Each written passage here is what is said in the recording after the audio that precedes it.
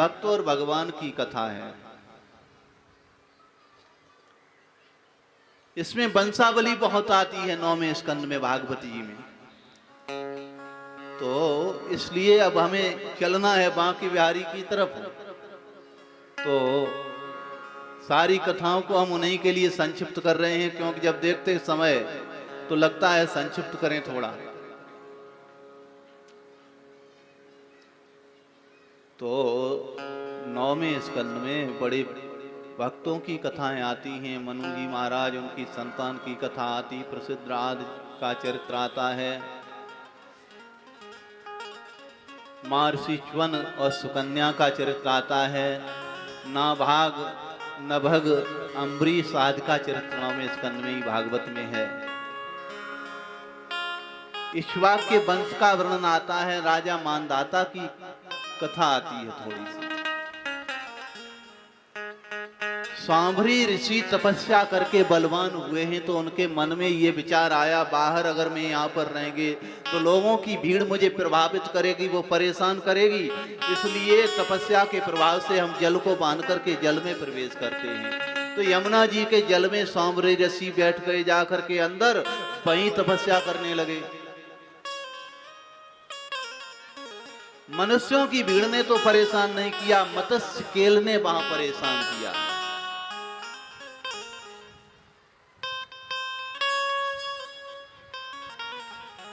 इसका मतलब क्या है?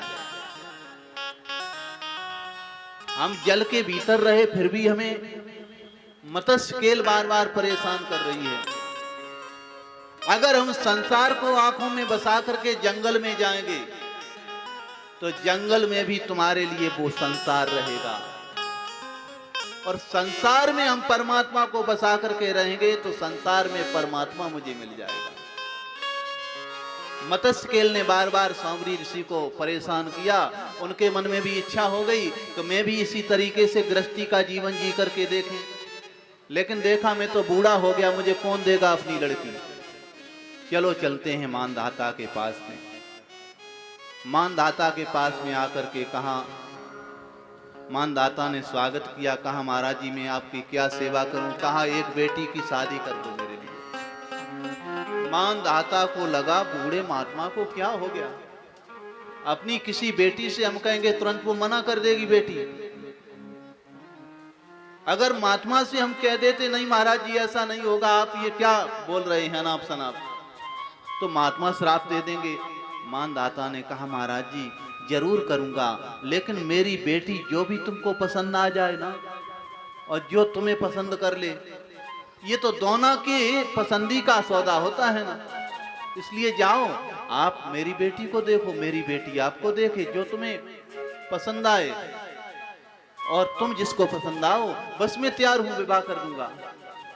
सांभरी ऋषि ने कहा ठीक है, मैं जा रहे हैं। लेने आए थे, एक ऐसा सुंदर रूप बनाया, 50 कन्या थी मानधाता की, 50 झगड़ा करने लगी, नहीं नहीं मैं करेंगे, इनके साथ शादी में करेंगे। सांभरी ऋषि ने कहा भैया काहे को परेशान हो रही हो तुम लोग, झगड़ा खत्म कर दो, चलो मैं 50 के लिए राजी है, 50 के साथ शादी कर। हमारे महात्माओं को भी कहीं न कहीं भागवत में बहुत डांट दिया जाता है। मैंने पहले ही कहा है, ये सिले हुए कपड़े की दुकान है, जिसको जो पसंद आए बस से जाकर के पहन लो, नाप लो, ठीक आ जाए, पैसा दो चले जाओ। सबके लिए है भागवत में, कोई बचा नहीं, सबको झाड़ा। गंगा अवतार का प्रसंग आता है। गंगा जी का कैसे प्राकट्य हुआ है वो कथा आती है।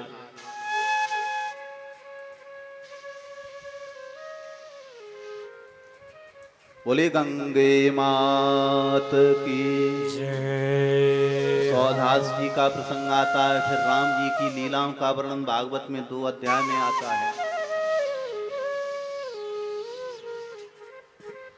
राम जी का चरित्र भागवत जी में 9वें स्कंद में केवल 2 अध्याय में है। 2 अध्याय में किस लिए लिखा? एक अध्याय में लिख देते, 3 में कर देते, बढ़ा करके लिख देते थोड़ा, लेकिन 2 अध्याय में ही लिखा है। मैंने पहले भी संकेत किया, भगवान श्री राम आते हैं दिन के 12 बजे और भगवान श्री कृष्ण आते हैं रात्रि के 12 बजे। भगवान श्री कृष्ण मर्यादा पुरुषोत्तम हैं, भगवान रामचंद्र मर्यादा पुरुषोत्तम है, भगवान श्री कृष्ण लीला पुरुषोत्तम है। हमें पहले मर्यादाओं का पालन करना चाहिए। 2 अध्याय में इसलिए मानो कि ये भागवत जी के 2 अध्याय में राम कथा यानी 2 अपने नेत्र, तो दोनों नेत्रों पर 2 अध्याय की कथा को सुनकर के मर्यादा का चश्मा अपनी दोनों आंखों पर लगा लें, उसके बाद में हम भगवान कृष्ण की कथा का दर्शन कर सकते हैं। इसलिए 2 अध्याय में कौन नहीं जानता भगवान श्री राम की कथा। भगवान श्री राम ने ऐसा मर्यादा का पालन किया है। दशरथ जी के यहां पर भगवान नारायण 4 रूप से प्रकट होते हैं और एक ही घर से चारों विवाह करते हैं। राम, लक्ष्मण, भरत, शत्रुघ्न, शीरध्वज और कुशध्वज के यहां पर पहुंचते हैं। सीता, मांडवी, उर्मिला, श्रुतकीर्ति, उन दोनों भाइयों की 4 बेटियों के साथ विवाह करके लाते हैं अयोध्या। अयोध्या में भगवान श्री राम रहे। विवाह करके थोड़े दिन, समय का कोई भरोसा नहीं है कब कैसा समय हो। कभी हम घोड़ों पर बैठ करके निकलते हैं, बैंड बजते हैं पीछे। कभी समय ऐसा आता है कि मुझे ही घर से निकाल दिया जाता है। भगवान राम की लीला में देखो ना, राम का जन्म हुआ, बाजे बजे गली गली में, बहुत आनंद हुआ।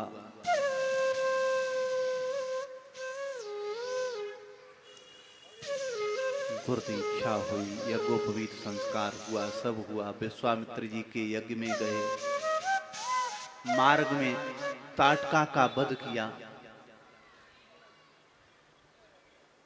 और विश्वामित्र जी के यज्ञ की रक्षा की है भगवान श्री राम लक्ष्मण ने। गंगा जी के तट पर आते ही एक शिला को पड़ा हुआ देखा, स्त्री की आकृति है उसमें।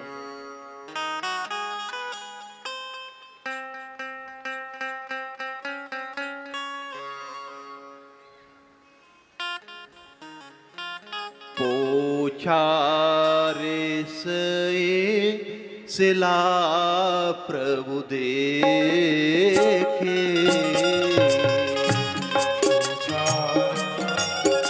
शिला प्रभु देखी, सकल कथा मोने कहे विशेष, सकल कथा मोने कहे विशेष, सकल कथा मोने कहे विशेष।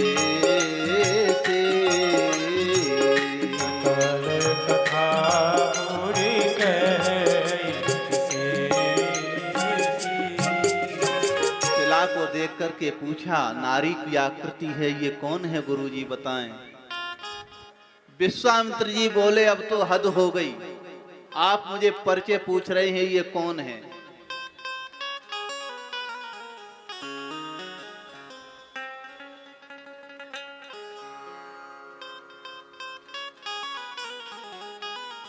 नहीं गुरुजी बताएं आप। विश्वामित्र जी राम जी के मन की बात जान लेते हैं। हमारे बड़े बड़े संत महापुरुष कलयुग में हुए भगवान के मन की बात जान गए। मन की जान गए। कहा, अच्छा आपके से तो कुछ छिपा नहीं है, आप तो सब कुछ जानो हो। आप इसकी कथा सुनना चाहते हैं तो सकल कथा मुनि कही विशेषी, ये कौन थी पूरा परिचय दिया उसके बारे में। और परिचय देने के बाद कहा, गौतम नारी साप बस ओपल देह धरे धीर, चरण कमल रज चाहते, कृपा करो रघुवीर। का ये गौतम ऋषि की नारी है, आपके चरणों की रज के लिए यहाँ पर पड़ी है, आप कृपा करें। भगवान श्री राम ने कृपा की है और भगवान ने दिखा दिया है आज श्री राम ने कि भक्त मुझे पत्थर में खोजते हैं और पत्थर से मुझे कि लोग मुझे पत्थर से प्रकट करते हैं, पत्थर की मूर्ति से पैदा करते हमें। आज मैं पत्थर से भक्त को पैदा करता हूं। भगवान ने इसलिए अपना चरण स्पर्श किया और पत्थर से अपने भक्त को प्रकट कर लिया। अहिल्या हाथ जोड़ करके सामने खड़ी हुई। भगवान ऐसे ही लोगों को मिलते हैं जो अपने पाप को छिपाता है, भगवान जीवन में कभी नहीं मिलते हैं। अहिल्या ने अपने पाप को खोल करके समाज के सामने रख दिया।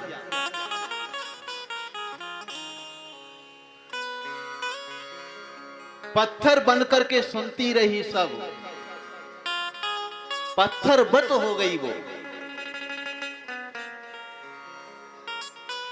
पत्थर की तरह पड़ी रही। गाली लोग देते, कोई निकलता ये कौन है, अरे वो है अहिल्या, ऋषि की पत्नी। जैसा किया वैसा भोगना ही होगा। कितना सहन किया है माता अहिल्या ने। अगर वो चाहती तो कहीं छिप जाती, जाकर के मार्ग पर पड़ी थी। संसार की अपमान को तुम सहते रहोगे, जो गलती तुमसे हो जाएगी, पाप हो जाएगी, लोगों के सामने खोल करके रख दोगे। एक दिन चल करके तुम्हारे पास भगवान आएंगे, इसलिए भगवान आए उसके पास। कभी पहले तो बचो गलत कामों से, अगर हो भी जाए तो ऐसे गलत कामों को खोल करके बोल दो तो परमात्मा मिल जाएंगे तुम्हें।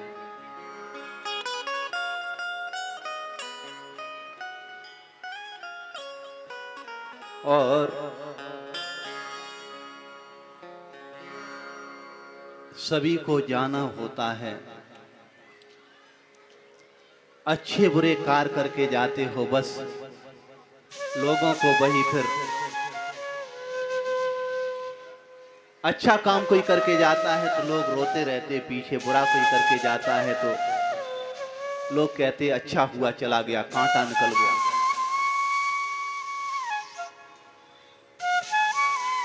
इस पर पैरा तो लगाया नहीं जा सकता है, जाना ही है।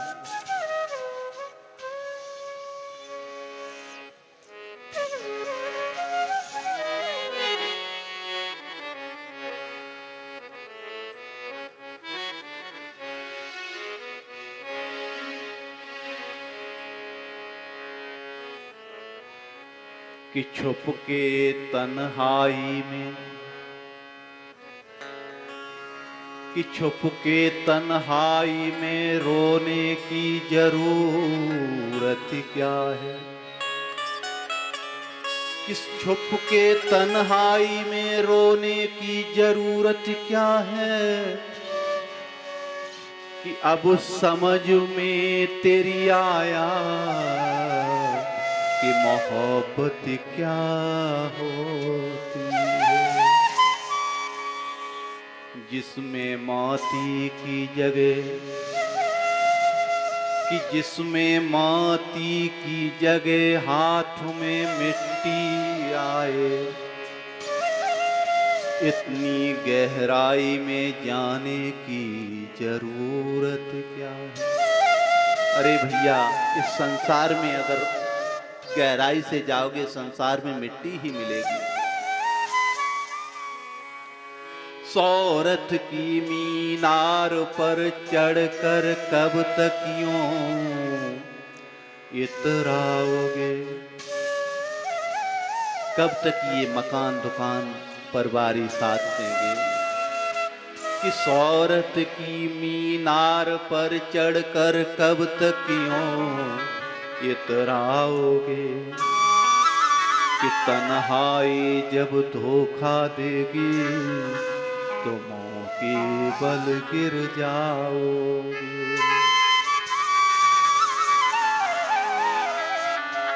मेरा फन मेरी आवाज ले जा, सबका सब अपना है जागीर ले जा।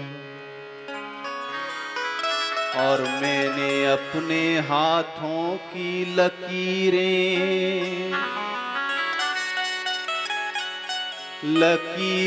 अब तुझे सौंप दी हैं।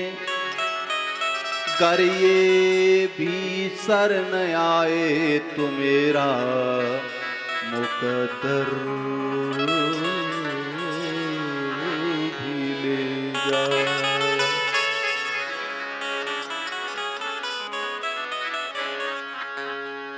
मैं कौन हूँ?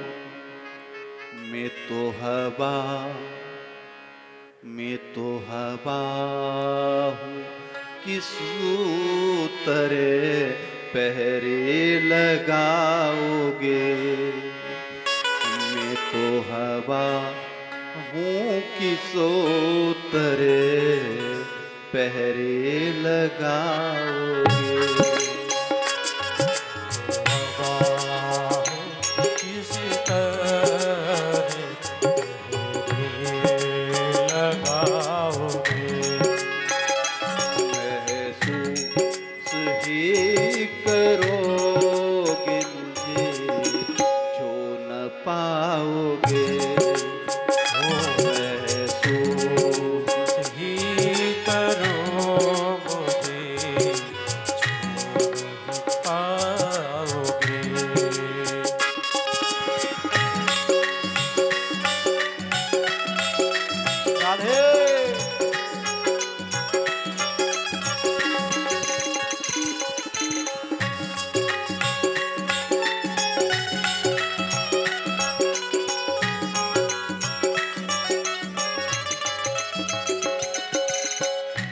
हम ना रहेंगे कुछ दिन, ऐसा भी आएगा। हम ना रहेंगे एक दिन, ऐसा भी आएगा। हम ना रहेंगे कुछ दिन, ऐसा भी आएगा। हमें ना रहेंगे एक दिन, ऐसा भी आएगा।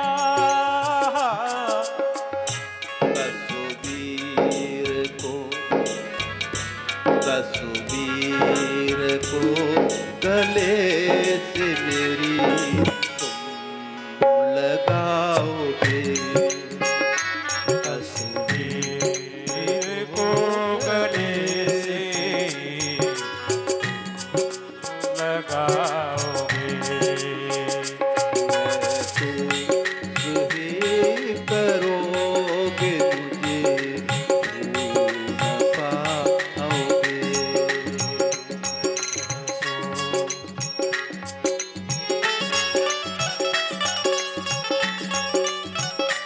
जय हो।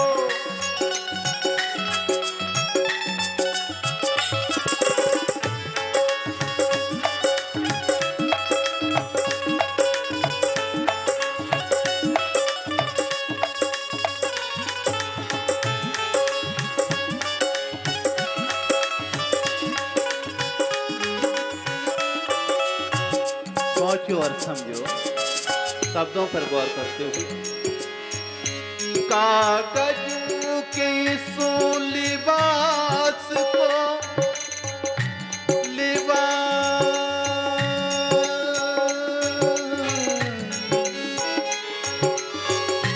कागजों के सो लिबास को बदन से उतार दे। कागज के इस लिबास को बदल से उठाए लोगे। ये लिबास कागज का है शरीर, कागज के इस लिबास को बदन से उतार दे।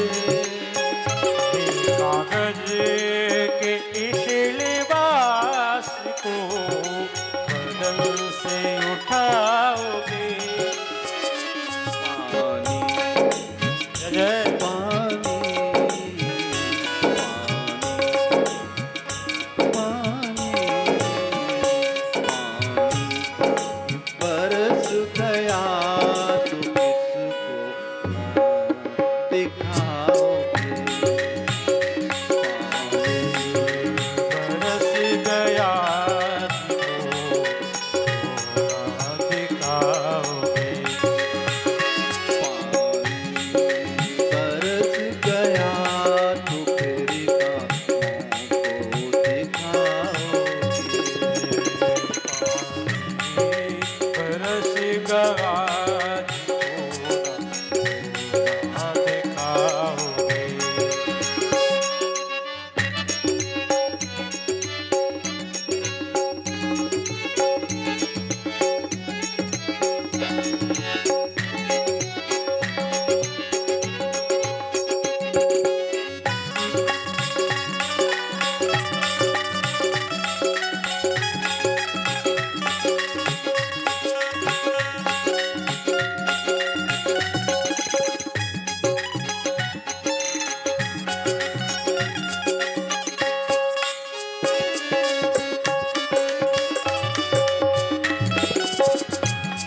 इसलिए गम क्यों किसी गरीब का, गम क्यों किसी गरीब का, गम क्यों किसी गरीब का, हंसते हो देख कर। गम क्यों किसी गरीब का, हंसते हो देख कर। क्यों किसी गरीब का हंसते हो देख कर। हंसते हो देख कर। करो बट दुपट लेगा, करवट करवट दुपट लेगा तो सब भूले जाओगे।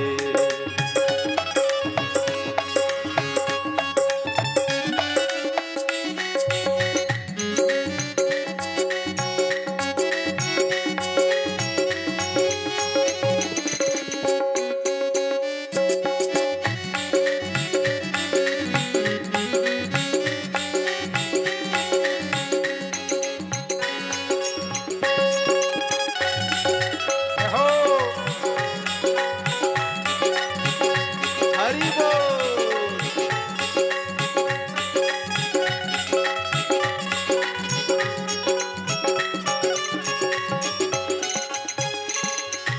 करवट बदलते पता नहीं लगता,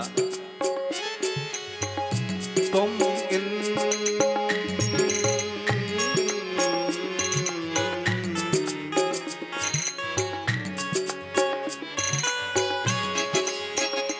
तुम आईना जो हो, आईना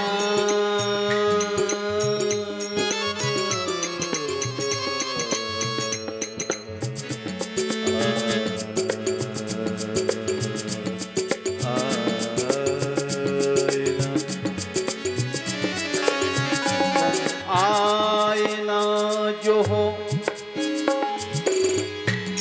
तुम आईना जो हो तो रहो एक हाथ में, रहो एक हाथ में। तुम आईना जो हो तो रहो एक हाथ में। आईना जो हो तो रहो एक तुम्हें, रहो एक हाथ में। क्यों? हो रहो एक हाथ में।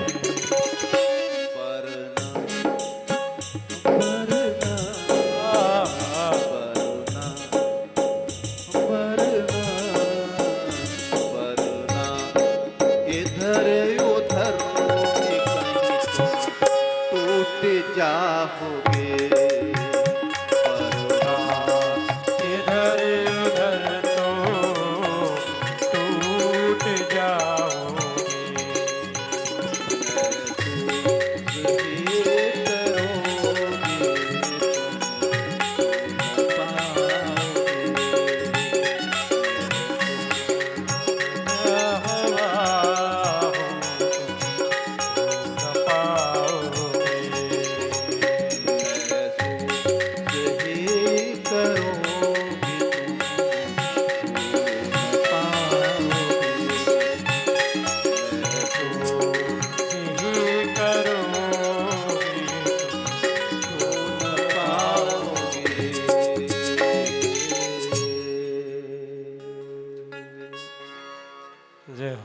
ब्रह्मा के पुत्र अत्रि हुए हैं, अत्रि के चंद्रमा, चंद्रमा के बुध, बुध के पुरूरवा, पुरूरवा के आयु, आयु के नवस, नवस के 6 पुत्र थे। यति, याति, संयाति, अयाति, व्यति और कृति। याति के यदु हुए हैं।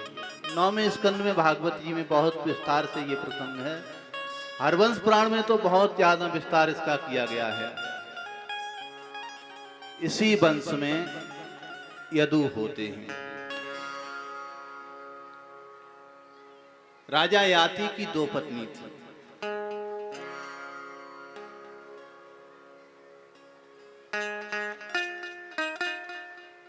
शर्मिष्ठा और देवयानी।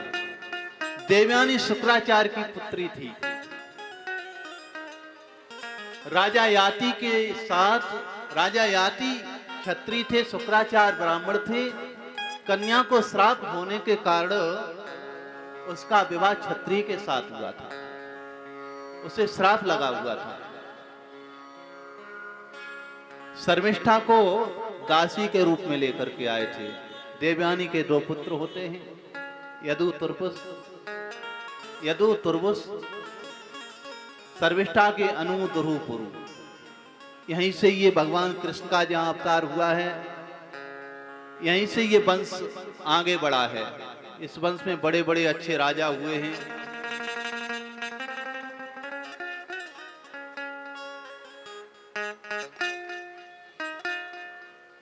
देवमीड़ के यहाँ पर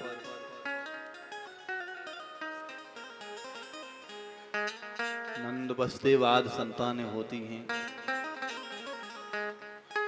आहुक के वंश में देवक और उग्रसेन होते हैं।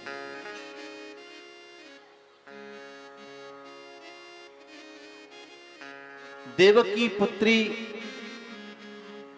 का विवाह वसुदेव जी के साथ होता है। इनकी छोटी बहनों का भी विवाह उनके साथ हुआ है। वसुदेव जी के हरवंश पुराण को यदि देखा जाए तो उसके अनुसार 18 पत्नियां थी। उधर में नहीं जा सकते, समय बहुत हो चुका है। तो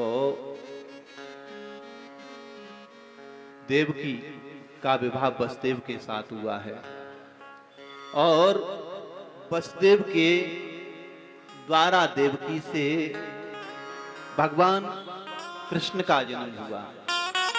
वहां से वो लाए गए हैं मथुरा से गोकुल, गोकुल में लीलाएं करते, वहां से वृंदावन आते हैं, वृंदावन से मथुरा लीला में कंस आदि का वध करते हैं। उसके बाद में भगवान चले जाते हैं द्वारका, द्वारका में अनेक शादियां होती हैं प्रभु की। 125 वर्ष रहते हैं भगवान और अपने शरीर चले जाते हैं अपने धाम को गोलोक में। परीक्षित ने कहा महाराज कृष्ण जन्म की कथा तो तुमने तुरंत आधी मिनट भी नहीं लगाई, जिस कथा के लिए सारी कथाएं हम संक्षिप्त सुन रहे हैं और तुमने तो एकदम खत्म कर दी सब। तब गुरुदेव ने कहा बेटा आज चौथा दिन है, तूने पानी भी नहीं पिया है, जा उठ पानी पी ले, भोजन कर। तब परीक्षित ने कहा गुरुदेव जिस भूख और प्यास के कारण ही तो मैंने ऋषि का अपमान किया था, अगर मुझे ये भूख प्यास न सताती तो मैं ऋषि के गले में ये सर्प न डालता जाकर। अब मुझे न भूख लगती है न प्यास है, असली जो भोजन मेरा है वो आपके द्वारा मिल रहा है, मैं कानों के द्वारा उसका पान कर रहा हूं। गुरुदेव कृपा करिए सुनाइए ना। चरणों में मस्तक रख दिया है।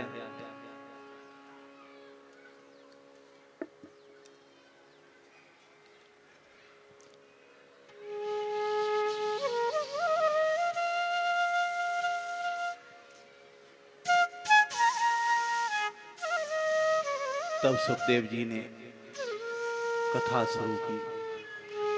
सम्यग वसिता बुद्धि सत्तम राज ऋषि सत्तमः वसुदेव कथायामुते अज्ञाता नष्ट कीरति। वसुदेव कथा प्रश्ना पुरुषांस स्त्री पुनातिः वक्तारं प्रच्छकं श्रोत्र सल्पाद सलिलम यथा। परीक्षित जो भगवान की कथा सुनने के लिए जो प्रश्न करता है व्यास को, वो पवित्र हो जाता है, और जब वक्ता के द्वारा वो कथा कही जाती है तो वक्ता पवित्र हो जाता है और श्रोता के रूप में सुनने वाला पवित्र हो जाता है। जिस प्रकार से शालिग्राम की जो पूजा कराए वो पवित्र, पंडित जी पूजा कराने आए वो पवित्र, और जो उनका चरणामृत ले वो पवित्र हो जाता है। ऐसी भगवान की कथा है। वसुदेव आए हैं ससुराल में अपनी नवविवाहिता पत्नी को लेने के लिए।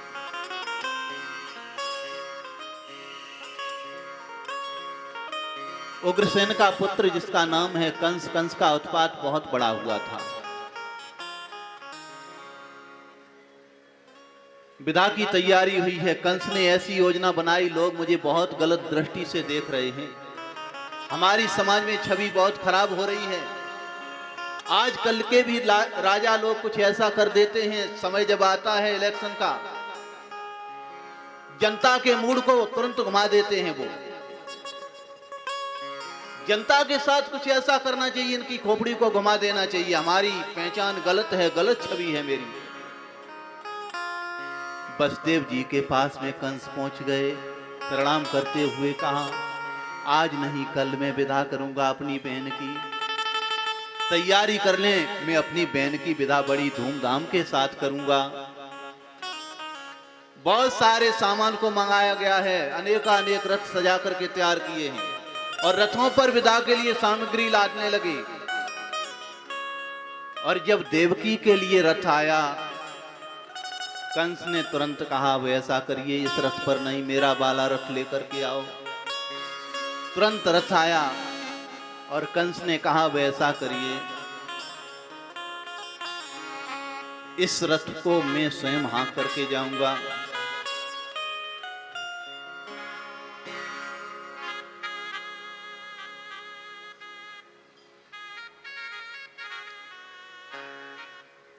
रथ खड़ा है, बहन तैयार हुई। आज भी बहनें गाती हैं, गाकर के कहती हैं बेटियां क्यों पर आई हैं। देवकी के नेत्रों से आंसू गिर रहे हैं, बहुत रो रही है। बेटी हर समय पराई ही रहती है, बेचारी पिता के घर में रहती है, जरा सी भी ऊंचे सुर में बोल दी ना, तुरंत। ऐसी बात नहीं है केवल माता पिता टोकते हो, भाई भी टोकते। ऐसा नहीं कि भाई ही टोकते हो, मोहल्ले के लोग भी टोक देते, रिश्तेदार भी टोक देते। अगर ऊंचे सुर में बात कर दी, थोड़ा धीरे बोलो, ठीक से राह करो, पराए घर जाना है। बेचारी मौन हो जाती है, ये तो पराई है, दूसरे के लिए ही जन्म हुआ है मेरा।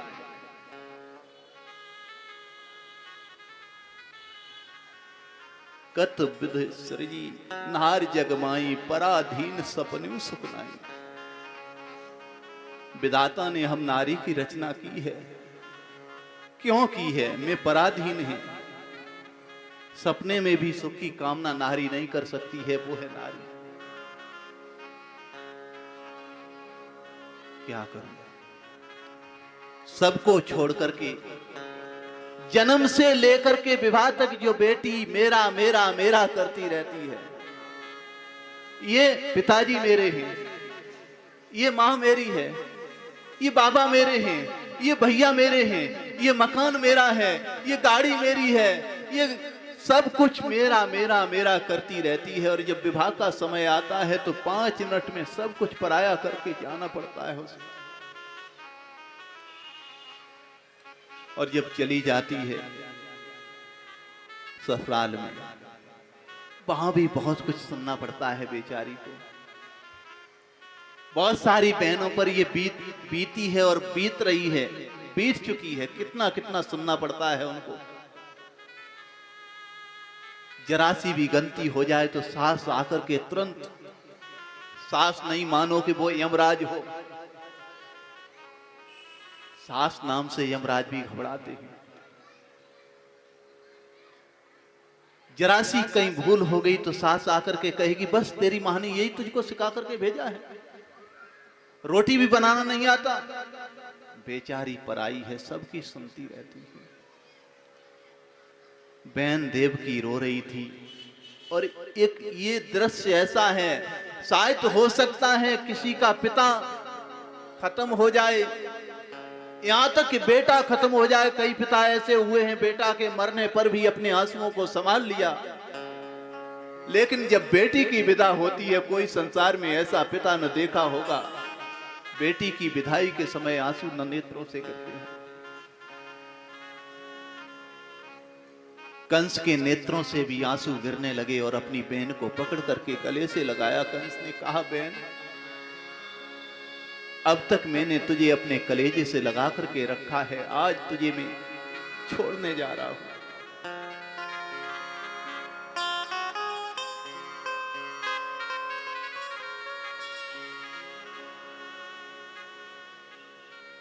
चलो बैठो रथ पर। देवकी ने कहा, भैया कम से कम तू तो मत बोल।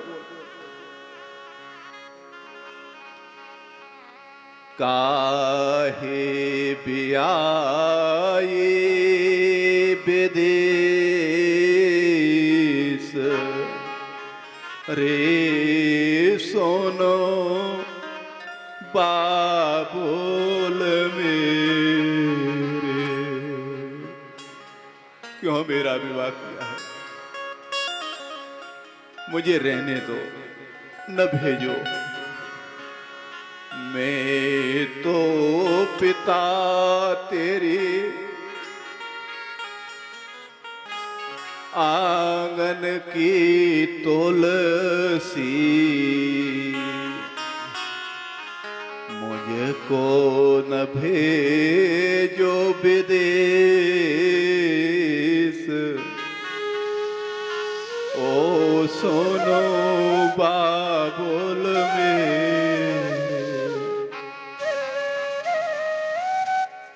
मैं तुम्हें कभी कोई कष्ट नहीं दूंगी।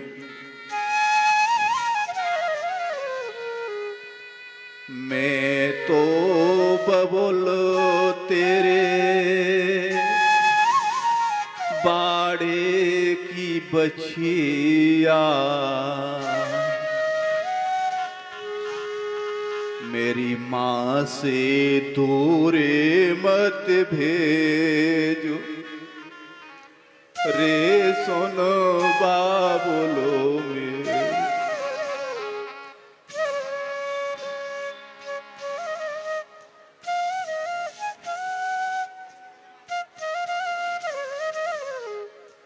हमारी माँ से दूर मत करो। अब माँ आकर के जब लगती है गले, अब बेटी जब माँ को पकड़ करके रोती है तो कलेजा मानो फट जाता है। कंस ने देवकी को बिठलाया है रथ में पकड़ करके, और रथ को हाँक करके जा रहा है, बाप को हो रहा है, रोता हुआ जा रहा है। बहन तुम चिंता मत करो, मैं जल्दी बुला लूंगा। मथुरा से गोकुल कोई ज्यादा दूरी नहीं है, मैं आते जाते रहेंगे, क्यों परेशान हो रही हो।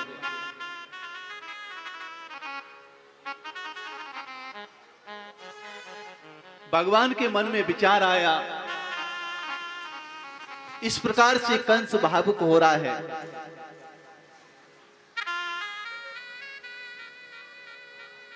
इसलिए मैं इसे आकाशवाणी करूंगी। आकाशवाणी हुई उसी समय, अरे कंस पथि प्रग्रहणम कंस मां भाष्य हा शरीर बाक अस्या अष्टमो गर्भो हंतायाम वैसे अबुध। अरे अबुध कंस, जिसके लिए तू रो रहा है, बहन बहन कर रहा है, जिसको तू विदा कर रहा है ना, जिसको रथ में लेकर के जा रहा है, उसी के पेट में तेरा काल है, उसका बालक तेरा काल होगा। अष्टमा गर्भो हंतायाम वैसे अबुध। अरे अज्ञानी, अरे मूर्ख, 8वां बालक तेरा वध कर देगा।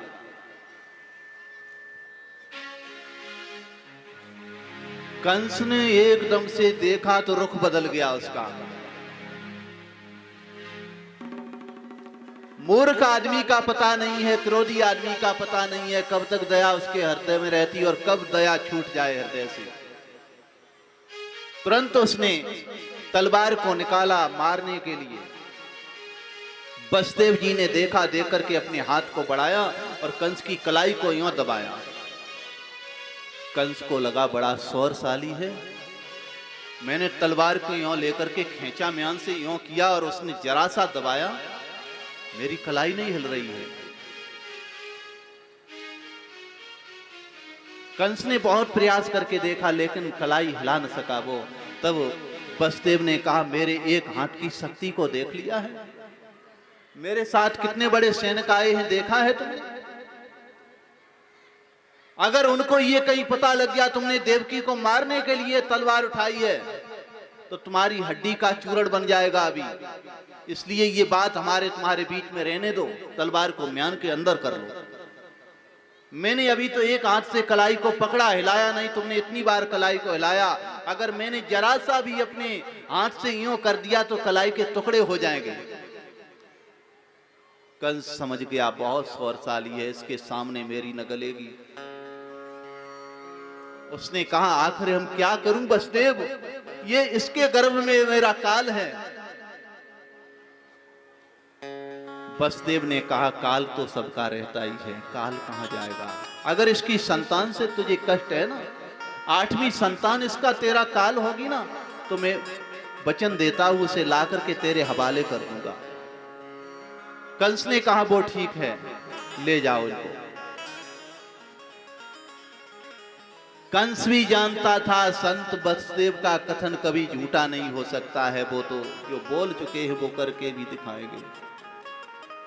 कंस घर लौट आया, बसदेव देवकी को लेकर के आए हैं। पहली पहल एक बालक पैदा हुआ 1 वर्ष के अंत से। देवकी ने उस बच्चे को देखा, बड़ी प्रसन्न हुई बच्चे को देख करके। माँ जब बच्चे को जन्म देती है तो मानो हजारों बिच्छू एक साथ टंक मारने इतना बच्चे को जन्म देने में कष्ट होता है, लेकिन जब बच्चे को पता लगता है हाँ बच्चा पैदा हो गया, ठीक है, तो माँ खुश हो जाती है, दुख को भूल जाती है। देवकी अपने उस दुख को, पीड़ा को भूल गई और प्रसन्न होकर के देखने लगी बच्चे की तरफ, बहुत खुश।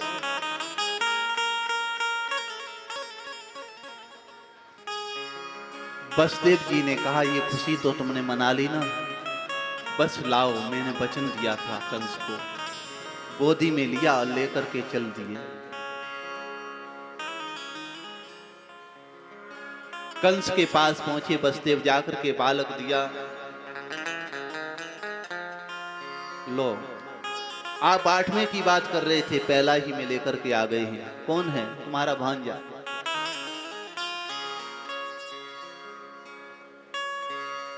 मामा होने के लिए मामा का हृदय चाहिए। माँ में कितना बड़ा ममत्व छलकता है, ये शब्द ही बताते हैं। कितना बड़ा ममत्व है मामा में।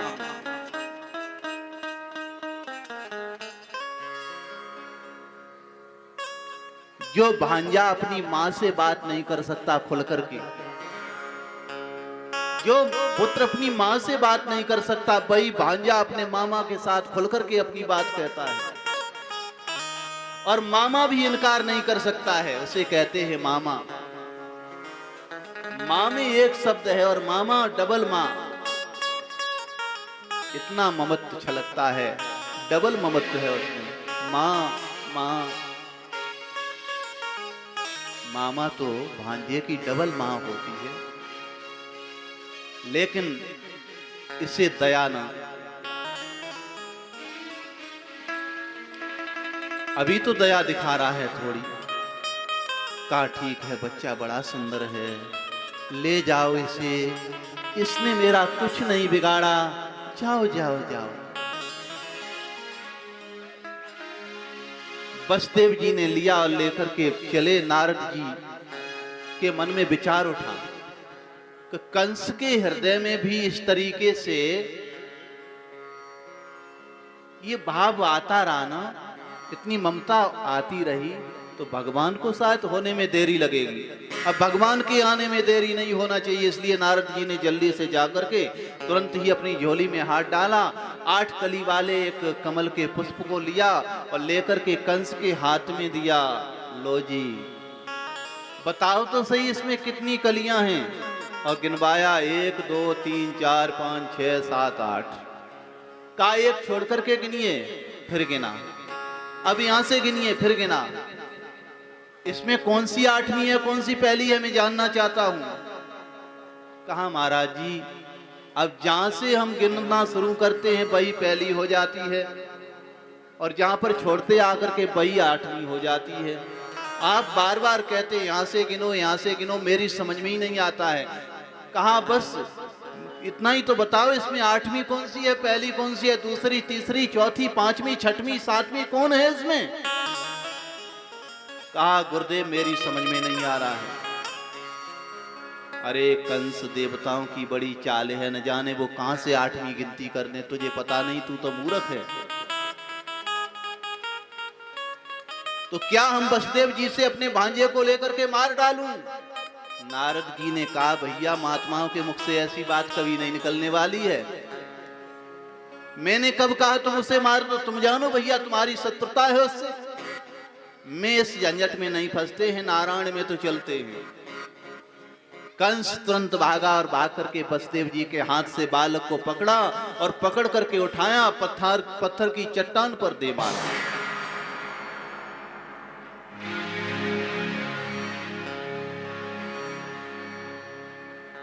मां 9 महीना तक बच्चे को रखती है और इस प्रकार से कोई मार दे, कितनी पीड़ा हुई होगी। बहुत रोई, पुत्र पीड़ा से रो रही है और कंस उसे खिंचवा रहा है, चलो जेल में। वसुदेव और देवकी को दोनों को लाकर के उसने कारागृह में बंद कर दिया, यहीं रखो, कारागृह में बंद कर। और कंस ने कहा सेवकों से, सुनो,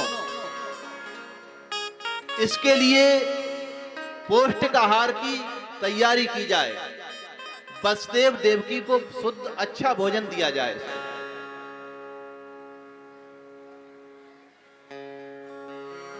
जो तुम खिला रहे हो इनको, ऐसा तुम भोजन अगर दोगे ना तो ये सूख करके दोना ठठेरा जैसे हो जाएंगे। वैसे भी बेचारे बहुत दुखी हैं और हमसे डरते वैसे भी सूख रहे हैं, और सड़ा हुआ दलिया सूखी हुई रोटी खवाओगे तो बेचारे और कमजोर हो जाएंगे, शरीर इनका सूख जाएगा, इनके हृदय में काम वासना जागृत नहीं होगी। इसलिए पौष्टिक आहार दिया जाए, इनके हृदय में काम वासना जागृत हो तभी तो संतान पैदा होगी। पौष्टिक भोजन दिया जाए, पौष्टिक आहार वसुदेव देवकी को दिया जा रहा है। और कहा सुनो, समय समय पर बगीचा में इनको घुमाया जाए, जेल से बाहर किया करो समय समय पर।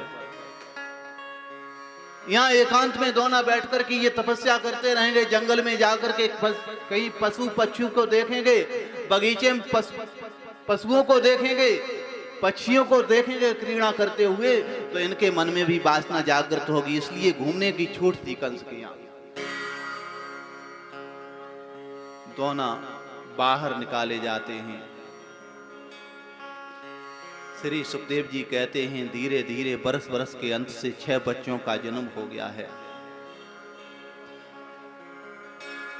और 6 बालक कंस के द्वारा मारे गए। एक दिन देवकी गई यमुना तट पर, उसे छूट थी बाहर जाने की। उधर से रोहिणी, यशोदा, ये सब मिलती रहती थी कभी कभी, और माताएं तो एक दूसरे के सुख दुख को तुरंत समझ करके पूछने लगती हैं। उन्हें कोई मतलब नहीं, कथा में भागवत में बैठे कितनी गुण रस की बात चल रही, कहो भाई गुण रस की बात को छोड़ करके बहन कहो कैसी हो, कहां से आई हो, क्या परिचय बहुत जल्दी निकालने लगती हैं।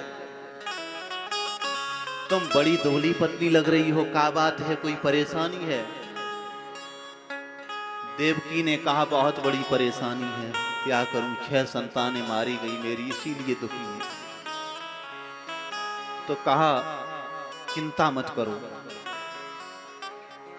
अब की बालक जो हो ना मेरे पास भिजवा देना। योजना बन चुकी थी यमुना जी पर पहले ही।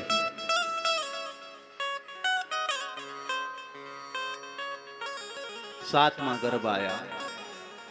भगवान श्री कृष्ण गोलोक में योग माया से कहते हैं जाओ मेरा काम करो, जाकर के तुम सीधी चली जाना यहां से, तुम माता यशोदा के पास में देख करके आओ तुम्हारे रहने की व्यवस्था ठीक है कि नहीं। और वहां टुकना नहीं, वहां से सीधा देख करके व्यवस्था और सीधी चल करके आना है तुम्हें कंस के यहाँ। वहां मेरी माता दूसरी देवकी हैं, देवकी माता के उदर से मेरे अग्रज को निकालना है और निकाल करके रोहिणी माता के उदर में स्थापित करना है उसे। अब तो योग माया ने कहा ठीक है मैं तैयार हूं, लेकिन इनाम मेरी क्या होगी? भगवान ने कहा तेरी बहुत बड़ी इनाम होगी, कलयुग में तेरे जगह जगह पर मंदिर बनेंगे, बहुत बड़ी सेवा पूजा तेरी होगी जगह जगह पर। सो देख ही रहे हो महाराज, कलयुग में घर घर में देवी की स्थापना आजकल हो रही है। आशीर्वाद भगवान का है ये, तो आशीर्वाद प्राप्त कर लिया और आई है माता देवकी के उदर से 7वें बालक को निकाला और निकाल करके रोहिणी के उदर में स्थापित कर दिया।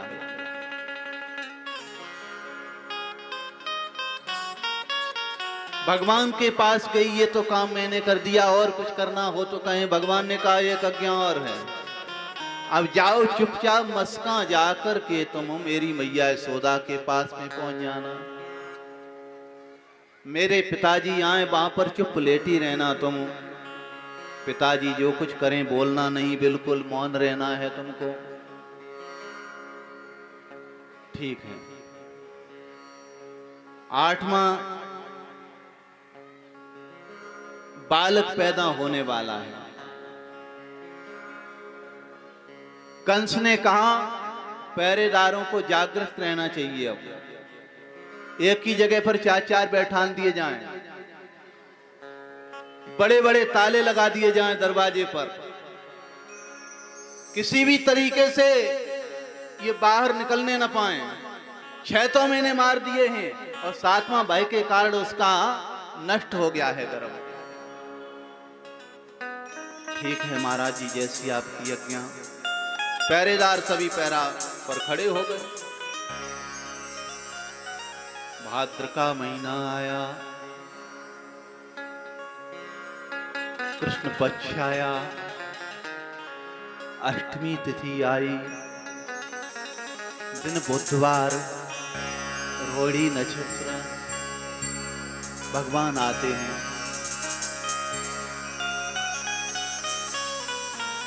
वसुदेव देवकी के यहाँ कैद खाने में भगवान का प्राकट होता है, और जैसे ही प्राकट हुआ एकदम उजेला उजेला हो गया कारागार में।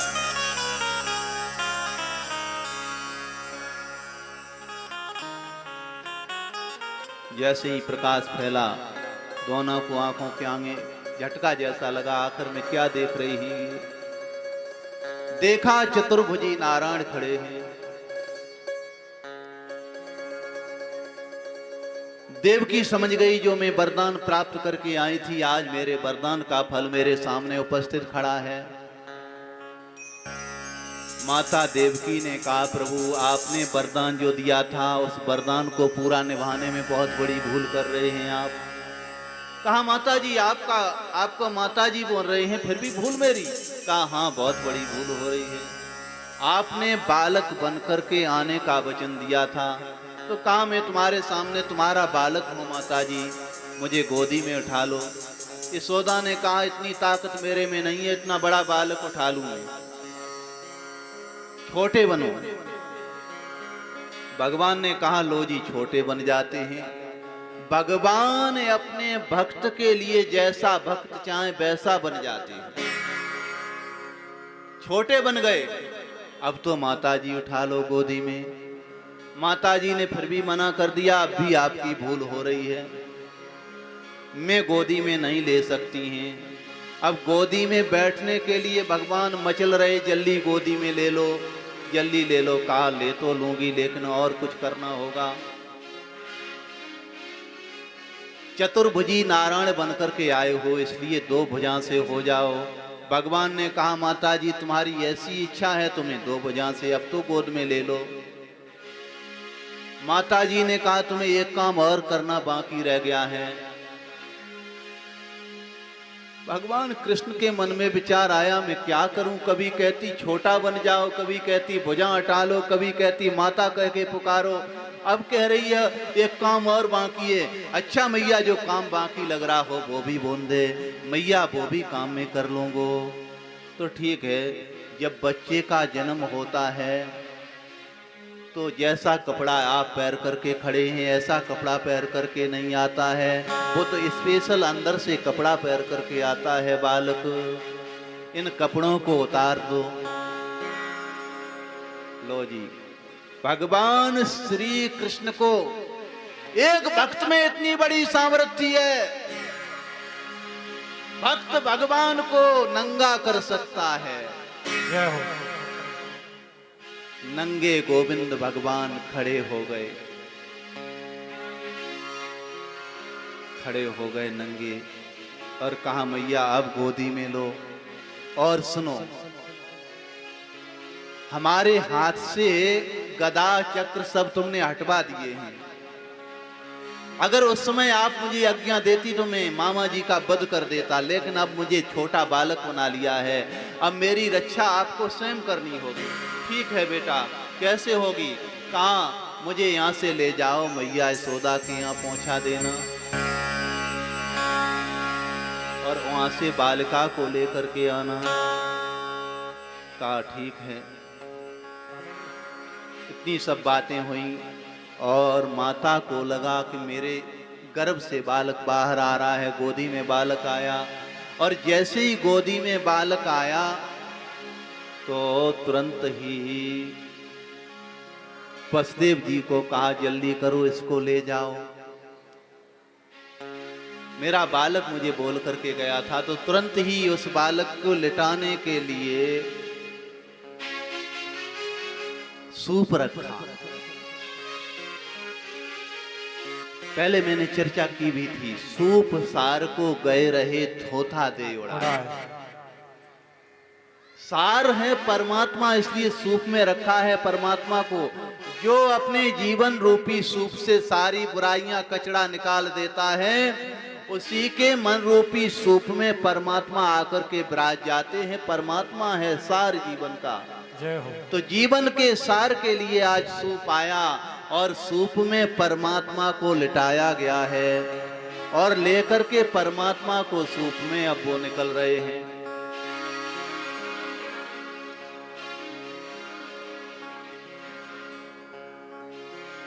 हाथ तो बंधे हुए हैं, पैर भी बंधे हुए हैं। क्या करूं? बैठ गए नीचे। एक तरफ से हाथ मैया ने लगाया, एक तरफ से पिताजी ने लगाया, तो सूप खोपड़ी पर आया। और जैसे ही सूप आया है खोपड़ी पर, तैसे ही बेड़ी बंधन खुल गए। जीव के बेड़ी बंधन तब तक रहते हैं जब तक वो परमात्मा को समर्पित नहीं हो जाता है। अपनी खोपड़ी पर संसार का भार लेकर के घूमता है, तब तक उसके बेड़ी बंधन बंधे रहते हैं। और जैसे ही संसार के भार को छोड़ा, बेड़ी बंधन खुल गए। बोले वृंदावन बिहारी लाल की जय हो। तुरंत बेड़ी बंधन खुल गए। और बेड़ी बंधन जैसे खुले, वसुदेव जी आए दरवाजे पर। वहां पर तारे अपने आप चट करके खुल गए। किवाड़ा खुला हुआ है। भाई बाल कृष्ण के ऊपर पुष्पों की बरसात थोड़ी संभाल करके करें। बाल कृष्ण बड़े चंचल हैं, अभी उछल पड़े तो परेशानी हो जाएगी। तो लेकर के दरवाजे पर आए। किवाड़े भी खुल गए, तारे टूट गए, अपने आप पहरेदार सो गए। यमुना जी के किनारे आए हैं। बोलिए बाल कृष्ण भगवान की जय हो।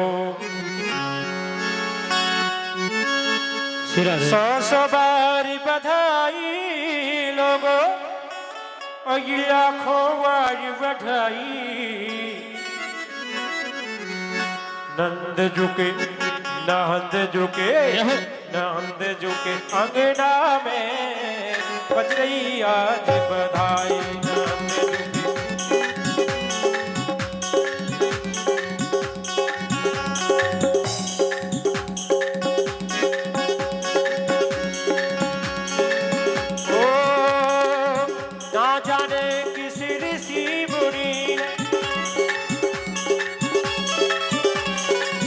नंद किस ऋषि मुनि ने धागा आज लपेटा। ना जाने किस ऋषि मुनि ने धागा आज लपेटा। नंद भवन अनहोनी हो गई, बेटी बन गई बेटा। कलश से दूर रहे, कलश से। नंद भवन अनहोनी हो गई, बेटी बन गई बेटा। या कान्हा जी को उधर ले जाओ पंडाल में ही। राकेश भाई बज रही आज बधाई। राकेश भाई कान्हा जी को पंडाल में ले जाओ वहीं।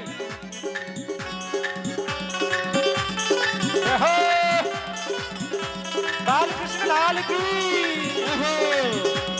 अरे कलश से दूर, कलश से।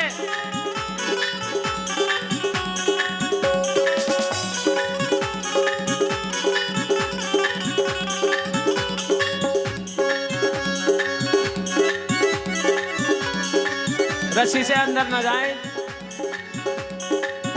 अरे कानो कानो, ठाकुर जी को छबड़े में बैठा दे, और जो भक्त पूजन करना चाहते हैं वो बालकृष्ण भगवान की पूजा करें। कानो कानो बात चली है, सोच करे ब्रज वाला।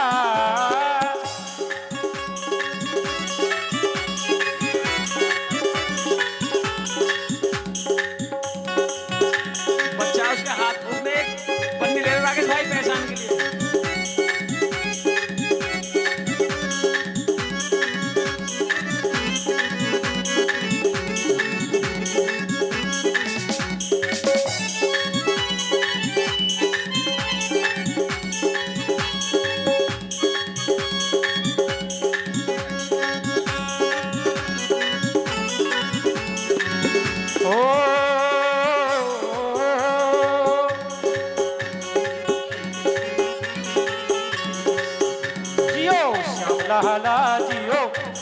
लाला पीड़ी तेरी पगड़ी रंग काला जियो श्याम लाला जियो श्याम लाला पीड़ी तेरी पगड़ी रंग काला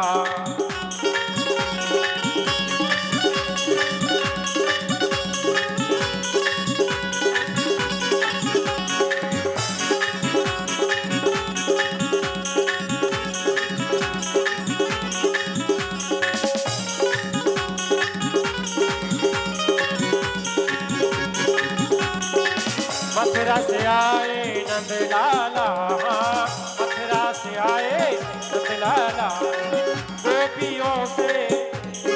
गोपियों से देखो बड़ा पाला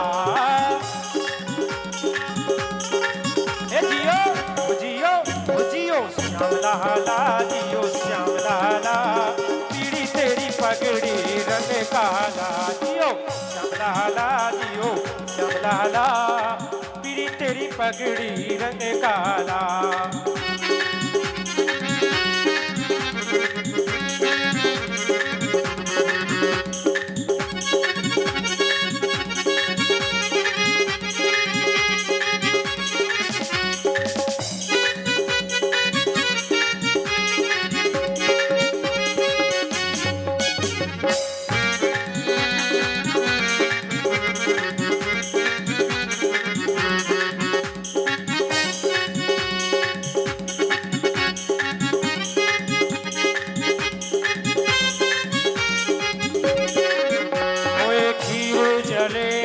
लड्डू पुआ खीर जलेबी लड्डू पुआ यसमत घर आनंद हुआ यसमत घर आनंद हु हे जियो हो जियो हो जियो श्याम लाला जियो श्याम लाला पीड़ी तेरी पगड़ी रंग काला हो पीड़ी तेरी पगड़ी रंग काला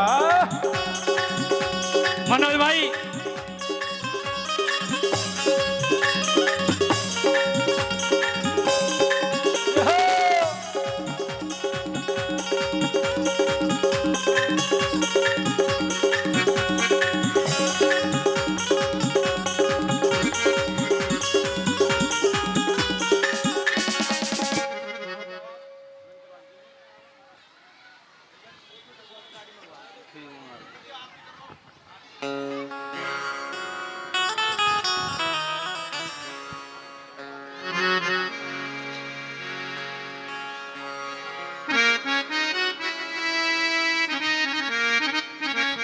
राकेश भाई विकास गाड़ी मंगवा दो